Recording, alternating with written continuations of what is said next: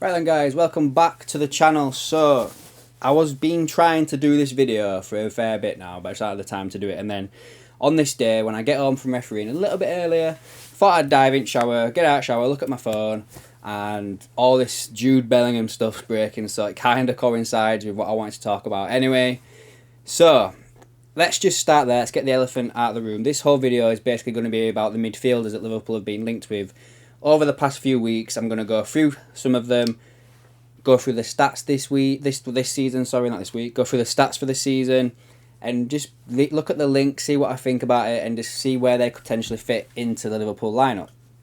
But, like I said, let's get the elephant out of the room. Let's start with this Jude Bellingham malarkey. So, we've been told today by the Click, the Liverpool journalists, that we've cooled our interest in him.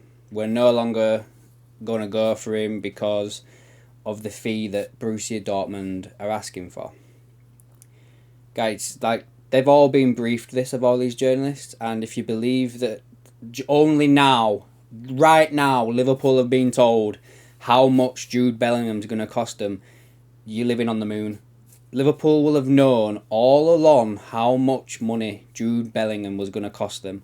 They would have known from last year, whatever. They've known for ages how much this lad was going to cost us. They'd have known for I'd probably say about up to 6 months now what wages he'd have wanted, because us, Madrid, Man City, Man United, potentially Chelsea will have all had dialogue with the player, and not with the player, but with his representatives, to talk about what it would take to get him to come to their club. That's why you've seen teams like Chelsea pull out, and then, we've been told by all these Twitter ITKs for the past 2 days now that Bellingham's going to make his announcement imminent where he wants to go. And then we get told that Liverpool have made a bid of 84 million or whatever it was. And then the same day that we get told a bid's gone in, the journalists all come out and say Liverpool have cooled their interest. Now, just making a point about this, Jude Bellingham can decide where he wants to go all he wants. But if the club he wants to go to, be it us or whoever, do not agree a deal with Borussia Dortmund, Jude Bellingham will be going nowhere. So it's all well and good him making a decision privately on where he wants to go, but then that club then has to make an agreement with Dortmund.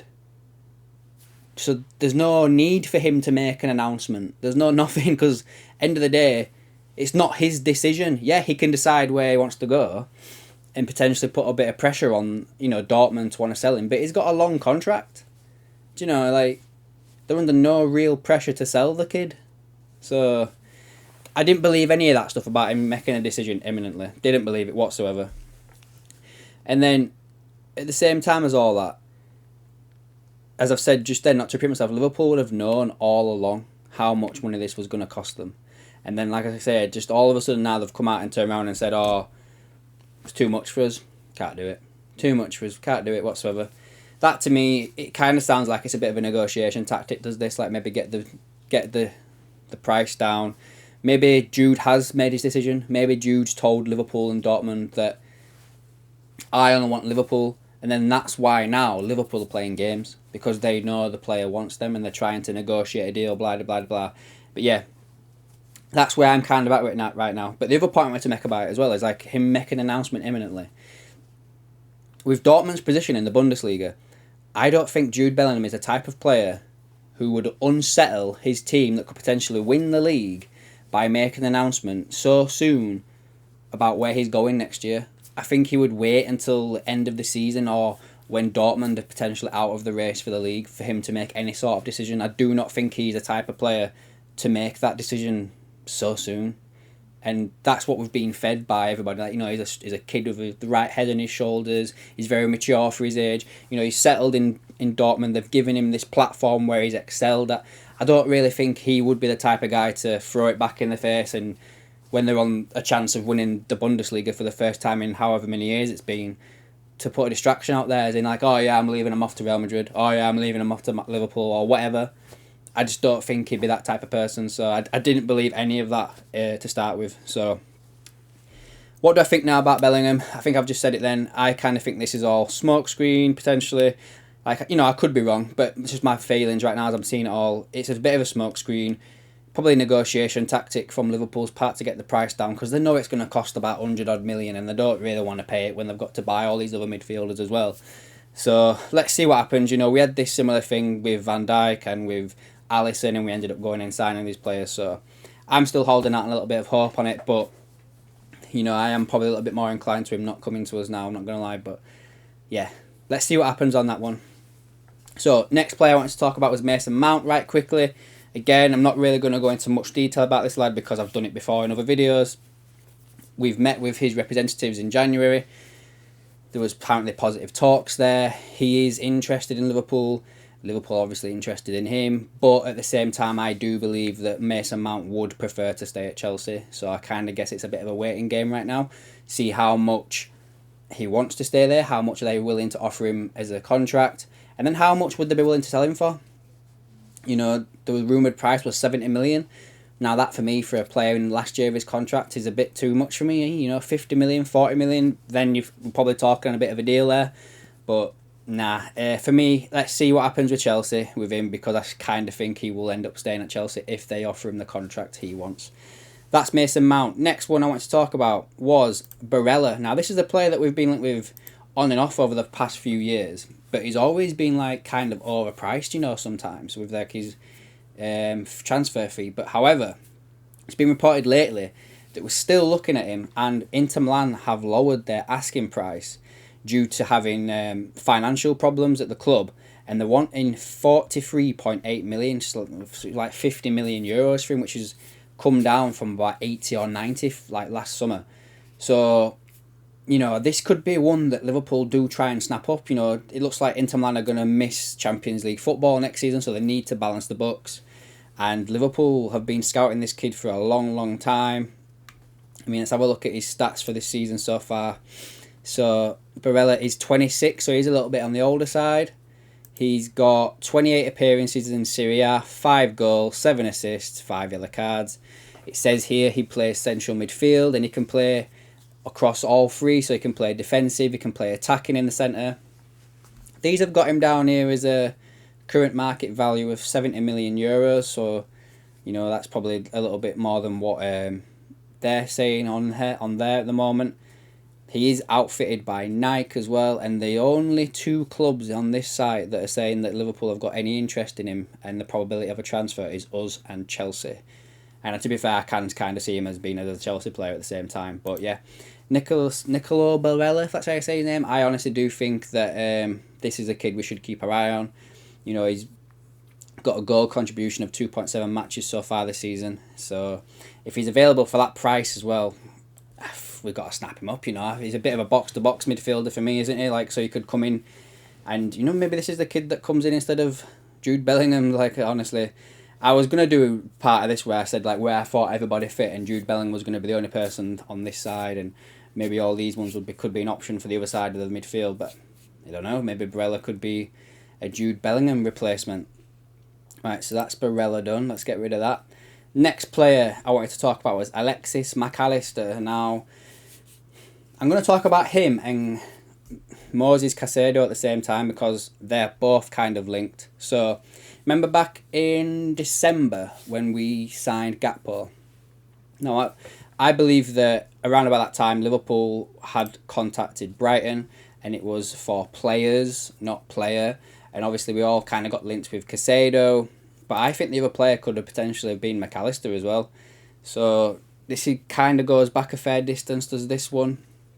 Let's have a look at his stats here. So he's 24. He's made 25 appearances in the Premier League, 8 goals, 1 assist. He's what's he's got in his contract here? His contract runs out in 2025, so he's still got 2 years with an option of a further year as well. So he could be there for a pretty long time. It says his current market value is 42 million. Now I'm sure I've seen somewhere out there that says he's rated at about 60 million pounds now. Probably just due to the World Cup he had.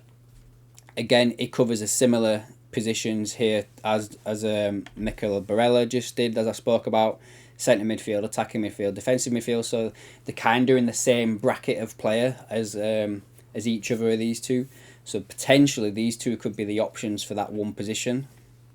And then we've got Moses Caicedo, who recently signed a new deal with Brighton, didn't he? Yeah, it doesn't run out until 2027. Now, if I remember rightly, Arsenal had an offer of 70 or 80 million turned down for him in January. Like it does say here, his current market value is 55 million, but I can't see him going for that cheap. Especially just signing a new deal as well. He's got 4 years on his deal. You know, you're probably looking at same price as January. Like, and if Liverpool are saying they're struggling to get the money together to go out there and buy Bellingham, are they really going to go and buy this lad? You know, he's only a little bit cheaper than Bellingham, isn't he? But yeah, his stats so far this season: 27 appearances, Premier League, 1 goal, 1 assist. He's very much more of a defensive midfielder, and in my mind, he is the replacement for Fabinho. I watched the game the other day, and I can't remember who it was they were playing against, but he reminded me of a Kante when Kante first broke onto the scene, you know, at Leicester and then at Chelsea for the first couple of seasons, and he was just covering that whole midfield, and he was like doing two people's jobs. Honestly, if we can get this kid, I think he would replace Fabinho in a heartbeat, and he would basically be Liverpool's Kante. Yeah, I'd be all over this one, honestly. I think if we could, out of the two of them, if we're going to sign one player from Brighton, I would prefer Caicedo, and I wouldn't have said that a few months ago, but I've watched him a bit closer this season, and yeah, Caicedo is one I think we definitely need for midfield, because we desperately need that replacement in for Fabinho. We desperately do. Honestly, we really desperately do need a replacement in for Fabinho. I think he'll be sold this summer, if I'm being perfectly honest with you as well. Now, this last one is a little bit of a... I don't even know if I really believe it, to be fair, but I'm going to touch it anyway because it's from a Spanish reporter. It's quite a reliable source, but maybe they're not for this team.